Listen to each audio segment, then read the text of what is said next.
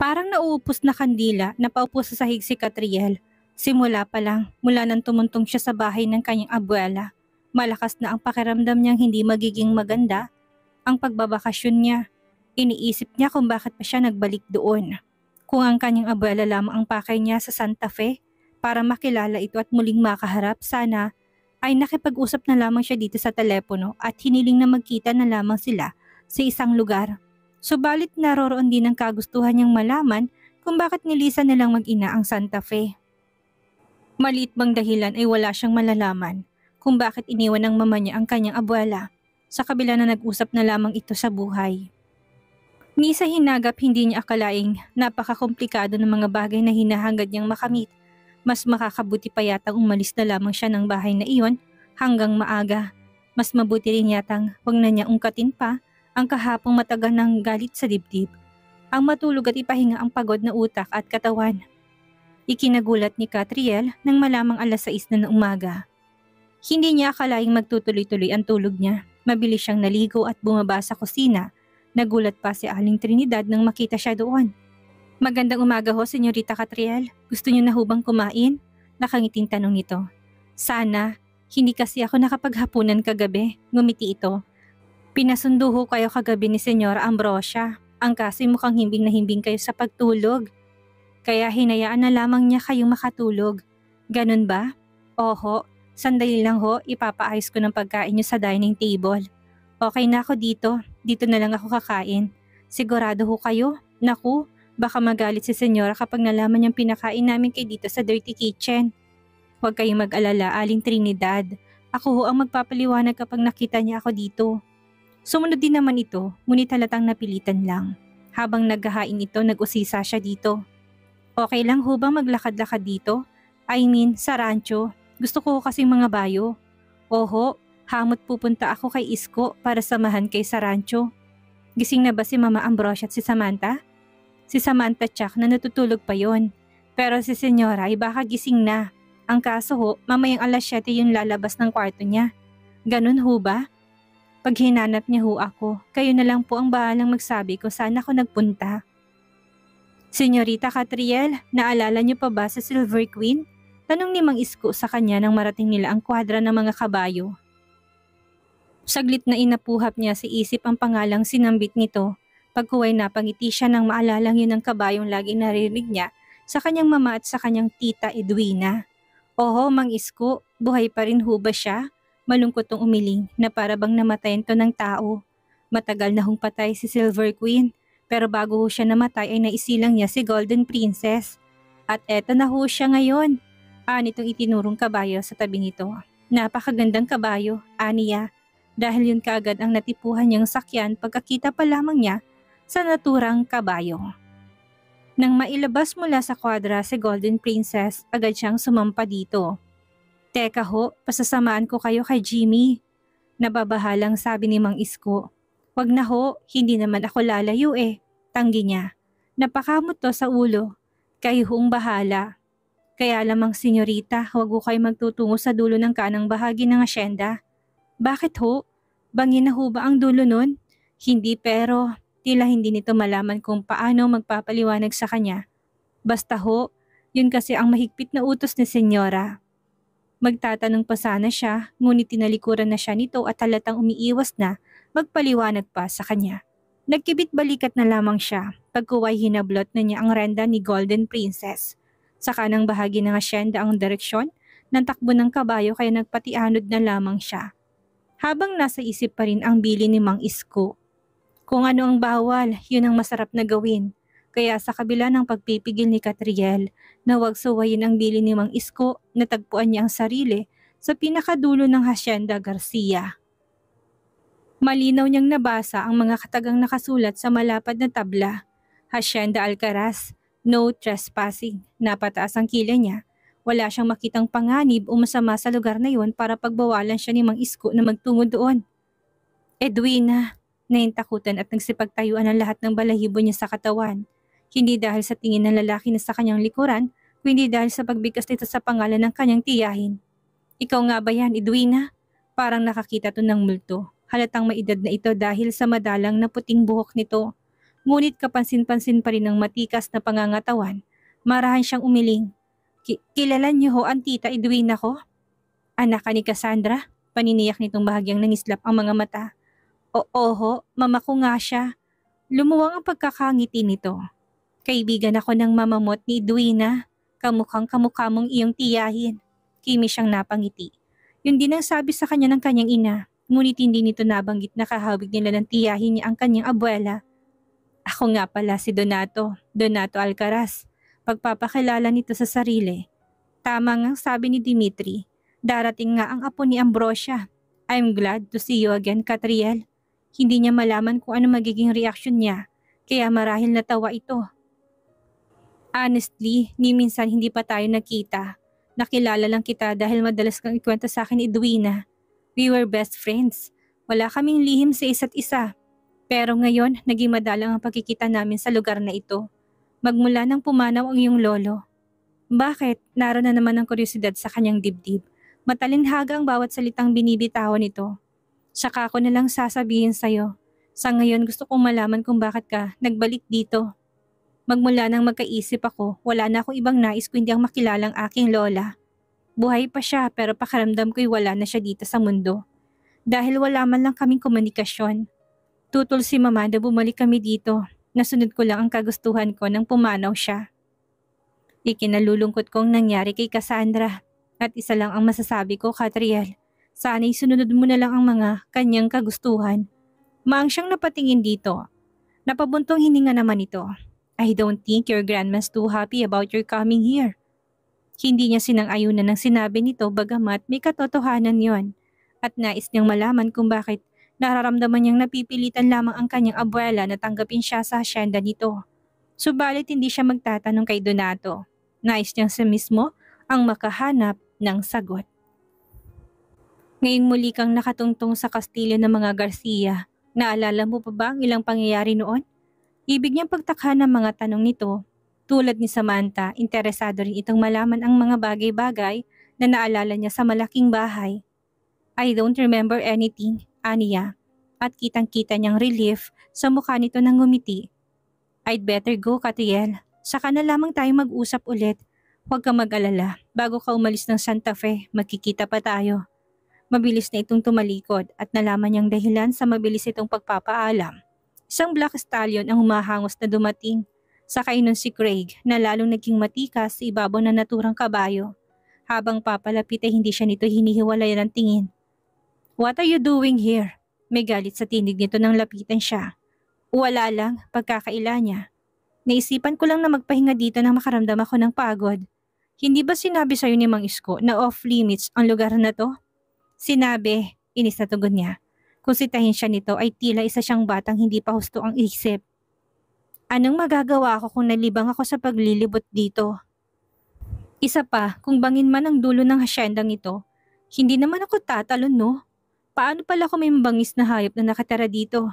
Dinala pa ka na sa katigasan ng ulo mo. Inirapan niya to. Walang karapatan ng lalaking ito na pagsalitaan siya ng ganoon. Tinanong ko naman kay Mang Isko kung gaano kadelikadong lugar na to. Kung sinabi niya may mabangis na hayop dito, hindi na ako maglalakas loob pang mapunta sa lugar na to. Aniya. Sabay talikod dito. Pagkasakay niya kay Golden Princess, pinahagibis niya yon ng takbo. Ngunit mabilis ding nakasunod sa kanya si Craig. Catriel, wait! Habol nito sa kanya. Manigas ka. Pagkatapos mo kong supladuhan, lalo pa niyang pinabilis ang takbo ng kanyang kabayo. Ikinagulat pa niya nang makitang halos kasabay niya na ito. Hey, galit ka ba? Tanong nito. Ano sa palagay mo? Angin niya. Galit ka nga, natatawa nitong wika. Hindi ka nakakatawa. Muli niyang hinampas ang tagiliran ng kabayo upang bumilis ang takbo noon. Okay, I'm sorry. Hindi niya ito pinansin. Pinakita niya dito na parang hangin lang na dumaan sa kanyang tenga ang pagsasorry nitong hindi naman taos sa puso. Tumaas ang kilay niya ng ilang segundo nang nakakalipas. Ay tila hindi na nagparamdam sa kanya ang binata. Akmang lilingon siya sa kabayong kinalululanan nito nang may lumandag sa kanyang likuran. Napatili siya na otomatikong may yumakap sa kanyang bewang at humawak sa renda ni Golden Princess at laking gulat niya nang malamang si Craig iyon. Gahibla na lamang ang distansya ng mukha nila, bagay na nakapagpaurong yata sa kanyang dila. I said I'm sorry, anas nito. Paano mo nagawang makalipat sa kabayo ko? Tanging tanong niya dito. Biglay nakalimutan niyang galit siya dito. Practice, nangihiting tugon nito. Pinasya niyang ihinto sa isang tabi si Golden Princess at hinayaan niyang alalayan siya nito sa pagbaba.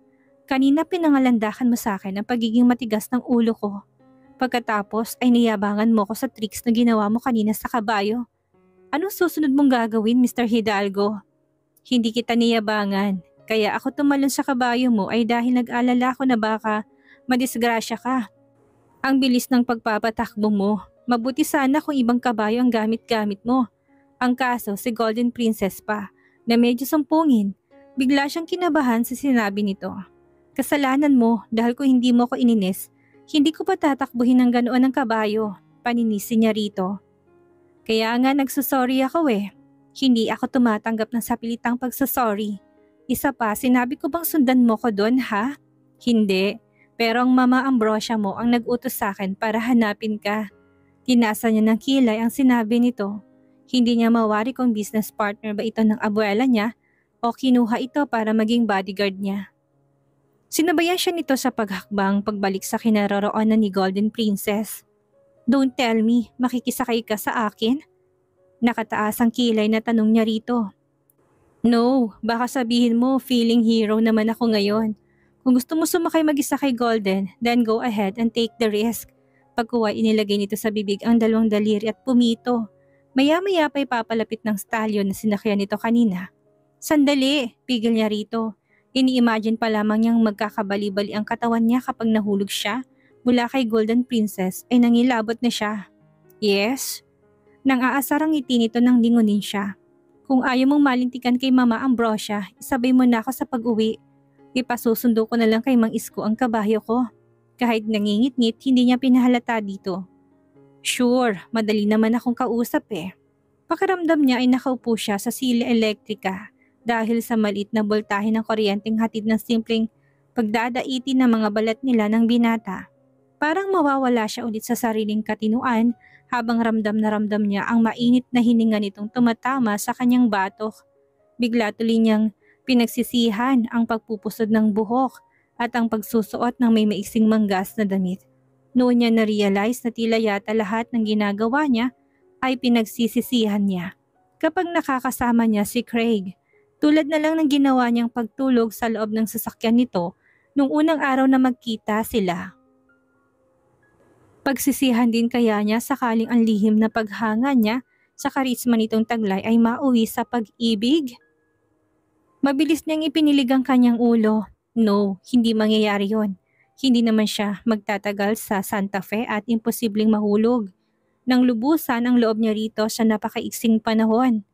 Sa kabila ng pagtutol ni Catriel na sumamang mamasyal kay Craig sa bukirin, ay nasunod pa rin ang kagustuhan ng kanyang abuela. Nasa loob na siya ng sasakyan nito at tahimik na pinagmamasdan ang lutiang paligid ng kanilang nadaraanan. Naabutan nilang abala ang mga magsasaka sa pagtatanim ng mga palay at parang isang tao ang mga itong nagsisipag-unat ng likod. Nang tila mapansing parating sila. Magandang umaga, Craig, bati ng isang magsasaka dito. Magandang umaga rin ho sa inyo. Kamusta ho ang trabaho natin ngayon? Medyo ganado kami magtrabaho ngayon dahil makalawa na ang ani ng mangga. Meron na namang dagdag na kita. Napansin niyang nakapako ang tingin ng lahat sa kanya. Siya nga pala, si Catriel San Diego, ang apo ni Senyora Ambrosia. Pagpapakilala ni Craig sa kanya sa mga ito, sabay-sabay ring nagsipagbati ang mga ito sa kanya. Pagkatapos ay muli nang bumalik sa pagtatrabaho ang mga ito. Si Craig naman ay nagsimulang ilibot siya sa bukirin. Boring ang pag-aaral sa agrikultura, iyon ang impression niya sa gawaing ito. Ngunit habang nagpapaliwanag si Craig sa mga bagay tungkol sa pagsasaka at paghahalaman ay himalang naging interesado siya. Ang sabi sa kanya ng kanyang abuela ay graduate daw ito ng marketing. Ngunit ngayon habang nakikinig siya rito ay mukhang agriculture ang sa tingin niya ay natapos nito. Craig, is that you, buddy? Sabay silang napalingon sa pinagmula ng tinig na yon. Isang lalaki na umabot lang ang taas sa balikat ni Craig ang tumambad sa kanyang paningin. Ngumiti ang bagong dating sa kanya. Pagkuway inilipat ang tingin kay Craig. Wah, at last, after a year. Magmula nang mawala si Carla ay nakita rin kitang may kadate na babae. Napangiti si Craig. Bagamat, huling-huli niyang lungkot na sumungaw sa mga mata nito pagkabanggit ng lalaki. Sa pangalang Carla. Catriel, I want to meet you, Alexander. Maya-maya pakalala nito sa kanya sa bagong dating. Mabilis namang inunat ni Alexander ang mga kamay sa kanya. Sander for short. I'm still single pero hindi na ako magbabalak pang pumorma sa'yo. Ipapaubayan na kita sa best friend ko. To Junito. Mabilis niya naman yung sinakyan. I'm glad to hear that, Sander. Ikaw talaga, Sander, puro kabiro. Anyway, kadate ko nga si Catriel pero hindi tulad ng iniisip mo. Apo siya ni Senyora Ambrosia. Pagbibigay alam dito ni Craig. Tila naman bigla ito nakaramdam ng hiya. Pare naman, bakit hindi mo kagad sinabi? It's your fault, Sander. Umentrada ka kagad eh. Kakamot-kamot na lamang ito ng ulo. We're here para ipasyal si Catriel sa Bukirin. Bala ko rin siyang dalhin sa Deer Farm. Pwede mo ba kaming samahan? Tanong dito ni Craig. Nalaman niyang ito ang katiwala sa Deer Farm. Walang problema. Halika na nang makita na ni Senyorita Catriel kung paano natin pinapangalagaan ang mga native at imported na usa. Namirog ang mga mata niya sa narinig. Minsan ay nakapagbakasyon sila ng kanyang mama sa isang probinsya sa Australia at noon lang naman siya nakakita ng pakaraming usa. Habang patungo sa Deer Farm ay nag-usisa siya tungkol doon. Kaninong idea ang pag-aalagang ito sa mga usa? I mean, masyadong maselan ang mag-alaga sa ganong kailap na hayop. Si Sandra ang sumagot sa tanong niya. Si Craig at nagsimula lang sa mag-asawang native na usang farm na yon. Really? Hindi talaga siya makapaniwala. Magandang tourist spot ang Deer Farm na nitayo mo, Craig. Lalo pat mukhang hindi lang dalawa ang lahi ng inaalagaan nyo. And aside from that, maganda ring pang-export meat ang usa. At sa mga commercial purposes din tulad ng paggawa ng leather belt, shoes at bag na yari sa balat nito. Wala pang kalahating araw ay lalo nadaragdagan ang paghanga niya dito sa katalinuhan nitong taglay pagdating sa negosyo. Sa ngayon na hindi pa namin kino-commercialize ang mga usa, napagkasunduan namin ng abuela mo na paramihin na munang mga yon. Kasosyo rin ba ang Mama Ambrosia sa negosyong ito? Actually, industrial partner niya lang ako sa lahat ng business na pinagsasosyohan namin. And I'm very thankful dahil pinagkatiwalaan niyang abilidad ko sa pag-aangkat ng mga imported na usa. And I can tell na hindi nagkamali si Mama sa pagpapakawala ng pera niya sa negosyong ito. Thank you. Nasisiyahan din naman na tugon nito sa ipinapakita niyang paghanga dito. Masyado yata silang nalibang sa paglilibot ng mamalayo nilang magtanghalian na pala. Sa bayan na lang tayo kumain, Catriel. Nakakaaliw man tignan ng mga hayop na yan. I'm sure, hindi ka pa rin gaganahan kumain dahil sa amoy nila. Sinang-ayon na naman niya ang suggestion nito. Wala pang ilang minuto ay nasa isang restaurant na sila at ganadong kumakain. Kamusta, Craig? Halos sabay pa silang nagpaangat ng tingin sa pangangalingan ng tinig na yon. What are you doing here, Vincent? Manghang na tanong dito ni Craig. Pang-uyam naman ang nagisagot nito. Hindi ko alam na nabili mo na palang restaurant na to para pagbawalan mo kung kumain dito. Pagkuway dumakong paningin nito sa kanya, nawala mga ngiti nitong nanguuyam. Sa halip ay mataman siya nitong tinitigan. Kung kakain ka nga rito, walang problema. Pero kung manggugulo ka sa amin, mapipilitan akong ireklamo ka sa management ng kainang ito. Ngunit tumawa lamang ito ng malakas. Relax, Craig. Hindi na tayo katulad ng dati na may pinaglalabanan. Remember, matagal nang wala si Carla. Wala ka nang puprotektahan laban sa akin. Unless na lang kung pag-aari mo na siya. Anitong sa kanya rumihistro ang titig. Napatiimbagang naman si Craig. Halos hindi maglayo ang mga ngipin nito nang magsalita. Leave her alone. Sinulyapan lamang to ni Vincent pagkatapos ay muli siyang pinagtuunan ng pansin. You look familiar. Have we met before? I'm sure hindi pa. Formal niyang tugon. Napatango-tango ito. Naalala ko na kung bakit familiar sa akin ang itsura mo. You have a big resemblance to Edwina, my dad's old friend. Kilala mo si Edwina Garcia? Curious niyang tanong. Not really. Sa picture ko lang siya nakita. My dad told me na 20 years na siyang patay. Biglang lumayo si Craig at tinawakan ng kamay niya. Let's go, Catriel. Nihintay na tayo ng lola mo. Ngunit hindi siya sumunod dito. Sandali lang, Craig. You heard the girl. Nakangising wika ni Vincent dito. Kung may iba ka pang lakad, just go ahead. Ako nang bahalang maghatid sa kanya. Tinutulan naman niya ang pagboboluntaryo nito. It's okay, mister. Walang ibang lakad si Craig, so maaari pa siyang maghintay sa akin. Ang hindi lamang niya maintindihan ay kung bakit bigla siyang nag-iinteresado sa sinabi ni Vincent marahil dahil yun sa kakilala ng ama nito ang kanyang tiyahin. By the way, bakit mo nga pala kilala si Edwina Garcia? Pagkuway tanong sa kanya ni Vincent. She's my aunt. Kadam namang sagot niya. Sukar sa narinig ay maluwag itong ngumiti. Well. Kung gayon ay madadalas palang pagkikita natin, Miss Catriel San Diego.